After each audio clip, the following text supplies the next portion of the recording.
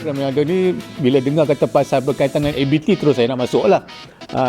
Maknanya dalam hati saya tu perkataan ABT sangat allergic.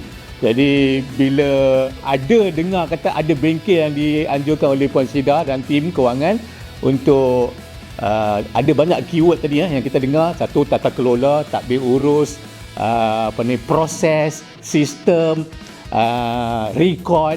Ini semua kata-kata kunci yang berkaitan dengan ABT. Benda-benda inilah perlu kita tengok balik. Proses tadi saya suka, proses. Alhamdulillah bengkel ni saya dapat masuk ujung-ujung ni, nampak bermakna daripada pagi you all dah bercakap tentang proses, semak semula kaedah, bagaimana cara kelemahan-kelemahan yang mungkin ada berlaku, dan saya menganggap semua benda tu dah address lah dalam bengkel ni. Saya harap macam tu lah kot. Jadi bila dah address benda-benda macam tu, kita dah ambil perhatian yang sangat serius berkaitan dengan ABT. Kita semua dah tahu kan, kita jadi anak angkat audit dalam kan, tahu kan? Tahu faham maksud anak angkat audit dalam kan? Jadi bila jadi anak angkat tu, banyaklah benda yang kita tengok. Tapi tak apa, saya pun tak mau cakap panjang.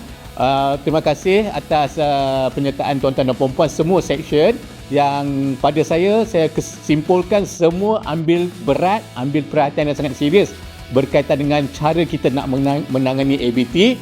Semak semula proses-proses kita, tengok kalau ada kelemahan-kelemahan yang boleh kita tambah baik, kita tambah baik dengan keberadaan sistem promise kita tu.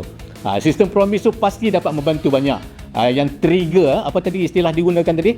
Automated alert sistem kan. Itu bagus. Benda-benda macam tu harap dapat membantu memperkukuhkan sistem pentadbiran kita, tata kelola kita berkaitan dengan pengurusan ABT. Cukuplah tu. Saya rasa terima kasih pada yang menganjurkan dan penyertaan tuan-tuan dan puan-puan semua sekalian.